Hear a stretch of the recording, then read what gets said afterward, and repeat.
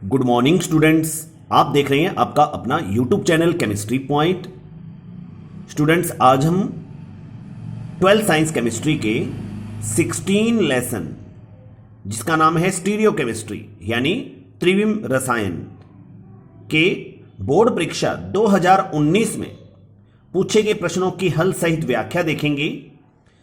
पहले हम ये जान लेते हैं कि बोर्ड परीक्षा 2019 के पेपर में इस चैप्टर से कौन कौन से प्रश्न पूछे गए थे, उनका क्या अंक भार था।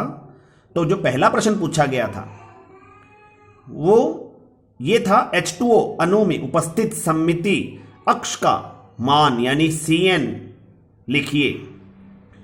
2019 के पेपर में यह प्रश्न 1 नंबर का पूछा गया था।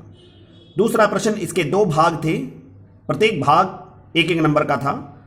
तो जो ए प्रश्न था दूसरे का वो ये था विन्यासी व स्वरूपीय समावेवियों में विभेद कीजिए। दूसरा प्रश्न दूसरे का, साइक्लोहेक्सेन का कुर्सी स्वरूप नौका स्वरूप से अधिक स्थायी होता है, समझाइए। तो चलते हैं इनके आंसर पर। पहले प्रश्न का जो उत्तर है H2O अणु में उपस्थित सममिति अक्ष का मान, तो उसमें सममिति अक्ष का मान क्या है? द्विगुणित, यानी H2O अणु में द्विगुणित सममिति अक्ष मिलती है, यानी CN का मान कितना होता है? C2 मिलता है। अब दूसरे का पहला प्रश्न, विन्यासी एवं स्वरूपीय समावेवियों में विभेद कीजिए।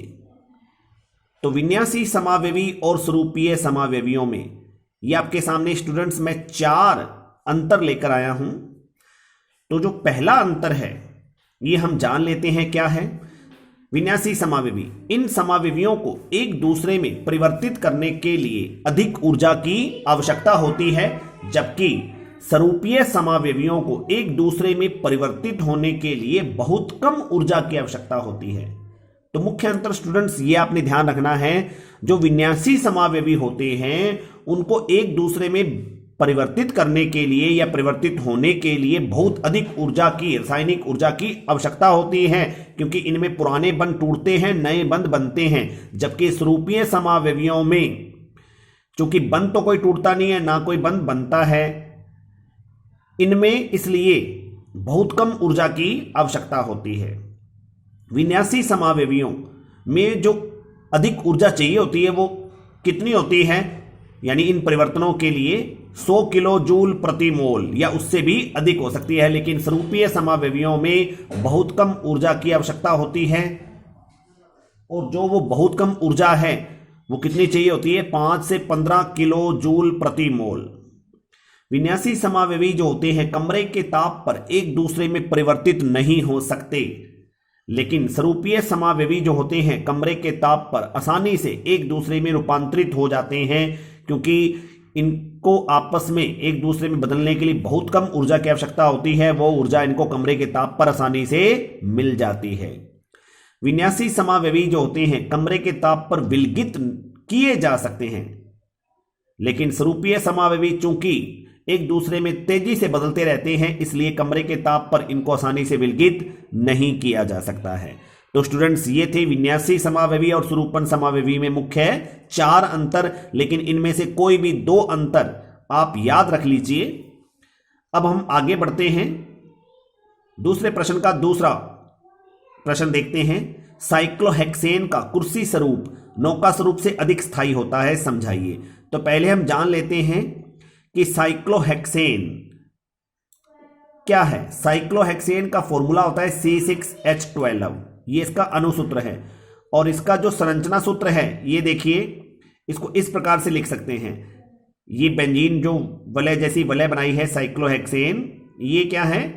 ये 6 कार्बन की एक बंद श्रृंखला, चक्रीय श्रृंखला है साइक्लोहेक्सेन।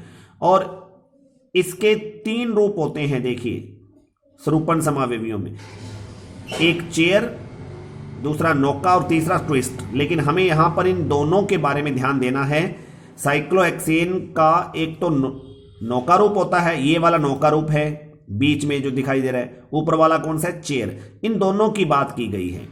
नौका स्वरूपन हो चाहे कुर्सी स्वरूपन हो, ये दोनों जो होते हैं ये कोणीय तनाव से मुक्त होते हैं। लेकिन जो नौका रूप होता है, बोट फॉर्म जो होती है उसमें मरोड़ी विकृति पाई जाती है, जबकि चेयर जो स्वरूप होता है उसमें मरोड़ी विकृति नहीं होती। अब देखिए ये जो नौका फॉर्म दी हुई है, ये जो आप डायग्राम देख रहे हैं इसमें ये दोनों हाइड्रोजन परमाणु, ये फ्लैगपोल हाइड्रोजन परमाणु है, क्योंकि ये पहला कार्बन है जहां ये कर्सर जा रहा है, देखिए ये पहला कार्बन, ये दूसरा कार्बन, ये तीसरा कार्बन, ये चौथा कार्बन, ये पांचवा और ये छठा।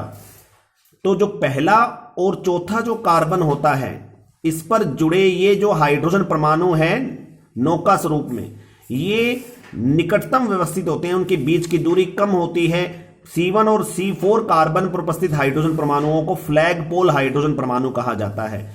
और नौका स्वरूपन में ये हाइड्रोजन परमाणुओं के बीच की दूरी क्या होती है, कम होती है, जिसके कारण इनमें प्रतिकर्षण ज्यादा होता है। यानी नौका स्वरूप में C1 C4 कार्बन पर उपस्थित हाइड्रोजन परमाणुओं के बीच में प्रतिकर्षण ज्यादा होने से ये जो नौका स्वरूपन है वो कम स्थायी होता है, जबकि कुर्सी स्वरूपन में ये देखिए ये कुर्सी स्वरूपन है, या ये डायग्राम में देखते हैं इसमें, तो ये कार्बन इसका C1, ये C2, ये C3, ये C4, ये C5, ये C6। तो C1 और C4 जो कार्बन पर जुड़े हाइड्रोजन परमाणु हैं वो अधिक दूरी पर होंगे, जिस कारण इसमें प्रतिकर्षण बिल्कुल कम होगा। तो इसीलिए कुर्सी स्वरूपन जो है नौका स्वरूपन की तुलना में अधिक स्थायी मिलेगा। अब हम इस प्रश्न के उत्तर को कैसे लिखेंगे, तो साइक्लोहेक्सेन का कुर्सी स्वरूप नौका स्वरूप से अधिक स्थायी होता है, क्योंकि कुर्सी स्वरूप मरोड़ी विकृति से मुक्त होता है, जबकि नौका स्वरूपन में मरोड़ी विकृति मिलती है। यानी C1 और C4 कार्बन पर उपस्थित ये दो जो हाइड्रोजन परमाणु होते हैं, ये फ्लैगपोल हाइड्रोजन परमाणु अधिक निकट होने से विन्यासी बाधा इनमें ज्यादा उत्पन्न होती है। तो मरोड़ी विकृति से मुक्त होता है कौन सा, कुर्सी स्वरूपन। कुर्सी स्वरूपन में साइक्लोहेक्सेन वलय के विपरीत कॉर्नर के C1 व C4 कार्बनों पर उपस्थित हाइड्रोजन परमाणुओं के मध्य अधिकतम दूरी होने से उन्हें प्रतिकर्षण कम मिलता है, जिससे कुर्सी स्वरूप में कम प्रतिकर्षण होता है एवं स्थायित्व ज्यादा होता है। अब स्टूडेंट्स आपने एक बात ध्यान रखनी है, जिस स्वरूपन में प्रतिकर्षण ज्यादा मिलेगा उसका स्थायित्व कम मिलेगा, और जिसमें प्रतिकर्षण कम होगा उसका स्थायित्व ज्यादा होगा। तो चेयर और बोट यानी कुर्सी और नौका स्वरूपन में से कुर्सी स्वरूपन में प्रतिकर्षण कम मिलता है, जबकि नौका स्वरूपन में प्रतिकर्षण ज्यादा मिलता है। इसीलिए कुर्सी स्वरूपन जो होता है साइक्लोहेक्सेन का, वो नौका स्वरूपन की तुलना में अधिक स्थायी मिलता है। तो स्टूडेंट्स आज के इस वीडियो में हमने बोर्ड परीक्षा 2019 में पूछे गए प्रश्नों की हल सहित व्याख्या देखी है। तो मुझे उम्मीद है स्टूडेंट्स मेरा आज का ये लेक्चर आपको पसंद आया होगा। तो इस वीडियो को आप लाइक और शेयर जरूर करें, और जो यूजर्स मेरे इस चैनल पर पहली बार विजिट कर रहे हैं वो मेरे इस चैनल को सब्सक्राइब कर दें और साथ में बेल आइकन को जरूर दबा दें, ताकि मेरी आगे आने वाली हर वीडियो का नोटिफिकेशन आपको समय रहते मिल सके। Thank you.